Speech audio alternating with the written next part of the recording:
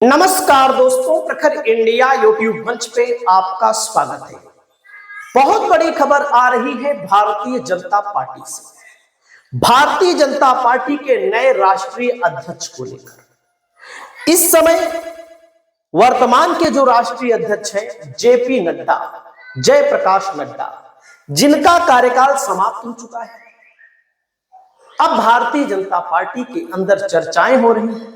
Bharatiya Janata party के अंदर चुनाव होने जा रहा है नए राष्ट्रीय अध्यक्ष को लेकर। किनका नाम सबसे आगे चल रहा है, उनकी राजनीतिक परिस्थिति क्या है, इस वीडियो में आपको बताने जा रहे हैं। वैसे तमाम लोगों का यह मानना है मोदी और अमित शाह जिसको चाहेंगे वही भारतीय जनता पार्टी का राष्ट्रीय अध्यक्ष बनेगा। लेकिन भारतीय जनता पार्टी के राष्ट्रीय अध्यक्ष पद को लेकर के कुछ नियम है, क्या इन नियमों का पालन किया जाएगा कि नहीं, आप लोग कमेंट करके बताइएगा। जैसे भारतीय जनता पार्टी का संविधान है, नियम है, नियम में धाराएं हैं। धारा 19 में अध्यक्ष के चुनाव को लेकर प्रावधान किया गया है, जिसका नियम क्या कहता है, भारतीय जनता पार्टी का संविधान क्या कहता है। राष्ट्रीय परिषद और प्रदेश परिषदों के सदस्यों का इलेक्टोरल कॉलेज बनता है, मतलब जो राष्ट्रीय कार्यकारिणी होती है, राष्ट्रीय परिषद होता है और प्रादेशिक परिषद होता है, उसी से ही राष्ट्रीय अध्यक्ष भारतीय जनता पार्टी में चुना जाता है। यही इलेक्टोरल कॉलेज राष्ट्रीय अध्यक्ष का चुनाव करता है। चुनाव पार्टी के राष्ट्रीय कार्यकारिणी के बनाए नियमों के तहत होता है, यानी कि जो पार्टी का राष्ट्रीय कार्यकारिणी समिति है उसी के नियम के आधार पर चुनाव होता है। तो जो नियम और आहर्ता पूरी करता है उसको नॉमिनेशन फॉर्म भरना पड़ता है भारतीय जनता पार्टी के अंदर।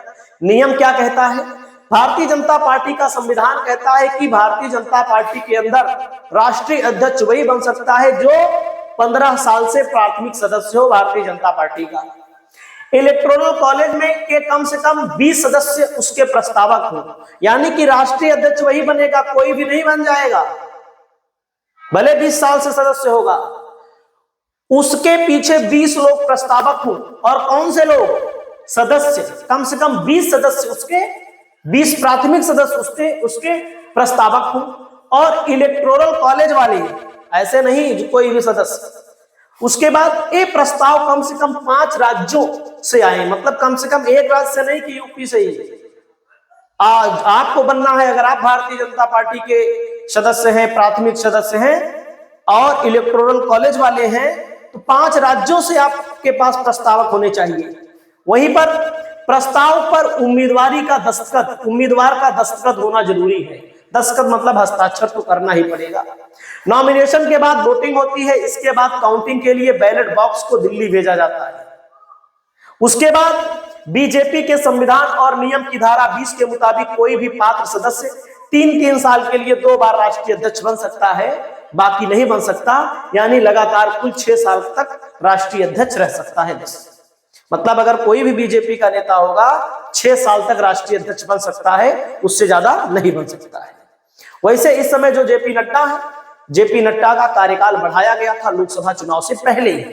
तो दोस्तों, जो राष्ट्रीय अध्यक्ष में सबसे तेजी के साथ नाम चल रहा है मध्य प्रदेश के पूर्व मुख्यमंत्री, 4 बार के मुख्यमंत्री शिवराज सिंह चौहान का, जो इस समय विदिशा से सांसद हैं और केंद्र सरकार में मंत्री भी हैं और कृषि मंत्री हैं और बहुत ही लोकप्रिय चेहरे के तौर पर जाने जाते हैं शिवराज सिंह चौहान, जिनको मध्य प्रदेश के चुनाव में आपने देखा होगा प्रचंड बहुमत आने के बाद भी भारतीय जनता पार्टी की तरफ से मुख्यमंत्री नहीं बनाया गया।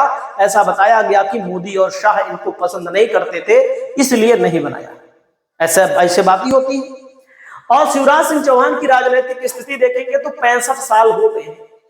एजुकेशन एमए किया है, विदिशा से सांसद है, केंद्र सरकार में कृषि मंत्री हैं और पॉलिटिक्स के कैरियर पर अगर आप ध्यान देंगे तो बहुत बड़ा राजनीतिक कैरियर है इनका। 1972 में आरएसएस से जुड़े, एबीवीपी और भारतीय जनता युवा मोर्चा में अलग अलग पदों पर रहे। 1990 में पहली बार विधायक चुने गए। 23 नवंबर 1991 को सदस्यता से इस्तीफा भी दे दिया था। 1990 में पहली बार विधायक चुने गए थे और 91 में विधायकी से इस्तीफा भी दे दिया था। 1991 में विदिशा सीट से सांसद चुन लिए गए, इसीलिए इन्होंने इस्तीफा दे दिया। 1996, 98, 99, 2004 और 2024 में भी सांसद हैं। मतलब कि एक 2 3 4 5 6 बार सांसद रह चुके हैं, अभी भी हैं 6 बार सांसद। और वहीं पर दोस्तों इनका राजनीतिक करियर आगे देखेंगे। 29 नवंबर 2005 को मध्य प्रदेश के मुख्यमंत्री बने, बुधनी से विधायक बने थे। अभी भी मध्य प्रदेश में जब चुनाव हो रहा था, लाडली बहना योजना इनके यहाँ बहुत ज्यादा प्रसारित हुई। हालांकि बाद में तमाम लोगों के नाम भी काट दिए गए लाडली बहना योजना से, जिसको एक गेम चेंजर माना गया। और इसी चीज को लेकर अनेक पार्टियां नकल कर रही है। मध्य प्रदेश में आपने देखा होगा, दिल्ली में भी यही, महाराष्ट्र में भी यही, झारखंड में भी यही, जहां जहां चुनाव आ रहा है प्रत्येक पार्टी इसी लाडली बहना योजना का नकल कर रही है। उसके बाद दोस्तों 4 बार कब रहे? 29 नवंबर 2005 से 10 दिसंबर 2008 तक, 12 दिसंबर 2008 से 9 दिसंबर 2013 तक, 14 नवंबर 2013 से 12 दिसंबर 2018 तक, 20 मार्च 2020 से 11 दिसंबर 2023 तक लगातार यहां पर बीच में कुछ समय तक नहीं रहे, बाकी मुख्यमंत्री रहे। और अगला नाम जो आ रहा है दोस्तों आपके सामने है मनोहर लाल खट्टर का। देखो सबसे दूसरे नंबर के दावेदार है मनोहर लाल खट्टर को भी हरियाणा विधानसभा चुनाव से पहले, यूं कहें लोकसभा चुनाव से पहले हटा दिया गया। नायब सिंह सैनी को वहां पर मुख्यमंत्री बनाया गया। और जब नायब सिंह सैनी को मुख्यमंत्री बनाया गया तो बीजेपी हरियाणा में फिर से सरकार बना ली, लोकसभा में 5 सीटें जीती 10 में। तो आप लोग समझ सकते हैं इनकी उम्र 70 साल है, दूसरे नंबर के दावेदार हैं राष्ट्रीय अध्यक्ष के। एजुकेशन इनकी है ग्रेजुएट, दिल्ली यूनिवर्सिटी से पढ़ाई की है, करनाल से वर्तमान में सांसद है, हाउसिंग एंड अर्बन अफेयर के इस समय मिनिस्टर भी हैं, यानी कि केंद्र सरकार में मंत्री भी हैं। और पॉलिटिक्स कैरियर की बात करें तो 1977 में 24 साल की उम्र में आरएसएस से जुड़े थे और 27 साल की उम्र में प्रचारक बन गए और 14 साल तक आरएसएस के प्रचारक रहे। 1994 में बीजेपी से जुड़े, 2000 में हरियाणा बीजेपी संगठन से महासचिव नियुक्त हुए, 2014 में करनाल विधानसभा सीट से पहला चुनाव लड़ा, 26 अक्टूबर 2014 को 10वें सीएम के तौर पर हरियाणा के मुख्यमंत्री बने और मुख्यमंत्री रहे। 19 में भी मुख्यमंत्री बने, 19 में भी, 14 में भी मुख्यमंत्री बने, 19 भी बने। और यहां पर 24 के उपचुनाव, 24 के विधानसभा चुनाव के पहले ही मुख्यमंत्री पद से इस्तीफा दे दिया। कुल मिलाकर के 9 साल 4 महीना तक मुख्यमंत्री रहे, मतलब कि 6 महीना पहले इन्होंने इस्तीफा दे दिया और अब केंद्र में मंत्री है। तो दूसरे नंबर पर नाम इनका आ रहा है। अगला नंबर दोस्तों धर्मेंद्र प्रधान का नाम आ रहा है, जो बीजेपी के हैं और बीजेपी के ही रहे। उम्र 55 साल है, पोस्ट ग्रेजुएट है और उत्कल यूनिवर्सिटी भुवनेश्वर से इन्होंने पढ़ाई की है। संबलपुर के वर्तमान सांसद हैं, केंद्र सरकार में वर्तमान में शिक्षा मंत्री हैं धर्मेंद्र प्रधान। इसके पहले पेट्रोलियम मंत्री भी थे। पॉलिटिक्स कैरियर अगर आप बात करें इनका, 1983 में अखिल भारतीय विद्यार्थी परिषद से जुड़े, नेशनल सेक्रेटरी भी रहे। 2000 से 2004 तक उड़ीसा विधानसभा के सदस्य रहे। 2004 से 2006 तक भारतीय जनता युवा मोर्चा के सेक्रेटरी रहे।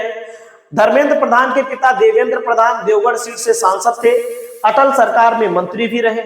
वहीं पर 2004 में देवेंद्र प्रधान ने अपने पद से इस्तीफा दिया। इसी साल धर्मेंद्र प्रधान राष्ट्रीय राजनीति में आए। 2004 में देवगढ़ सीट से पहली बार सांसद बने। बिहार मध्य प्रदेश से राज्यसभा के सदस्य भी चुने गए और वहीं पर 2014 में पेट्रोलियम मंत्री भी रहे। कौशल विकास मंत्रालय इन्होंने संभाला। 2019 में इस्पात मंत्री भी रहे। 2021 से शिक्षा मंत्री लगातार बने हुए हैं और इनका भी नाम आ रहा है। अगला नाम आ रहा है दोस्तों, नया नाम क्या है? नया नाम है बीएल संतोष का। राष्ट्रीय अध्यक्ष के तौर पर बीएल संतोष का भी नाम बहुत तेजी के साथ चल रहा है। इसमें इनकी उम्र 58 साल है। एजुकेशन केमिकल इंजीनियरिंग की पढ़ाई की है इन्होंने और बीजेपी के राष्ट्रीय महासचिव हैं संगठन के। और पॉलिटिकल कैरियर जो अगर आप देखेंगे, 1993 से आरएसएस से जुड़े, पूर्णकालिक प्रचारक बने।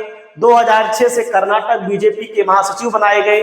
बीएल संतोष की स्ट्रेटेजी की वजह से 2008 में पहली बार कर्नाटक में बीजेपी की सरकार बनी थी, सोच लीजिएगा।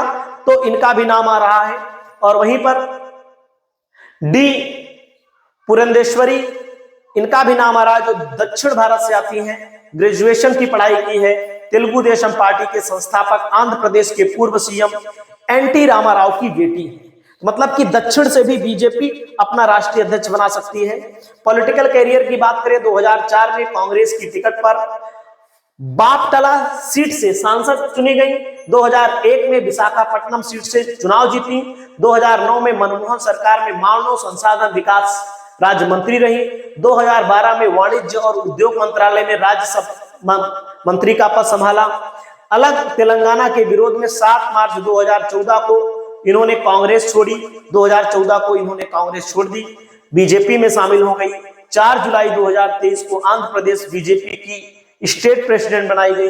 2024 में राजमहेंद्रवरम सीट से इन्होंने लोकसभा का चुनाव जीता। तो इनका भी नाम चल रहा है बहुत तेजी के साथ। और जी किशन रेड्डी हैं। जी किशन रेड्डी की उम्र 64 साल है दोस्तों।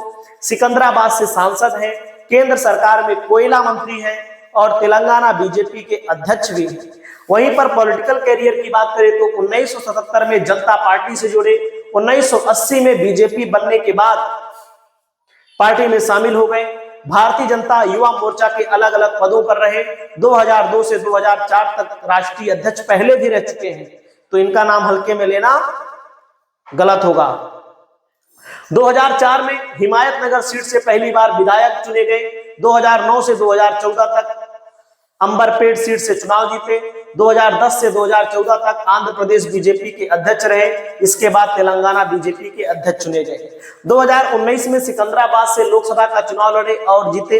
2024 में भी इसी सीट से चुनाव जीता। 30 मई 2019 को केंद्रीय गृह राज्य मंत्री के तौर पर शपथ ली। पर्यटन और संस्कृति मंत्री भी रहे। मोदी कैबिनेट 3.0 में कोयला मंत्री बनाए गए। 11 जून को पदभार इन्होंने संभाला। अगला नाम आता है दोस्तों सुनील बंसल का। सुनील बंसल जो है दोस्तों 55 उम्र है। पॉलिटिकल कैरियर इनका मैंने शायद बता दिया है आपको। और जेपी नड्डा 5 साल से बीजेपी के राष्ट्रीय अध्यक्ष हैं और जनवरी 2023 से इनका कार्यकाल खत्म हो गया, लेकिन लोकसभा चुनाव के कारण इनका कार्यकाल बढ़ा दिया गया था। अब भारतीय जनता पार्टी नए राष्ट्रीय अध्यक्ष को लेकर यहां पर विचार कर रही है और कुछ लोग बताते यह भी हैं कि जिसको मोदी और अमित शाह चाहेंगे, जो मोदी और अमित शाह का बेहद खास होगा, वही राष्ट्रीय अध्यक्ष बनेगा। आपकी क्या राय है? आप अपनी राय बताएं। नमस्कार।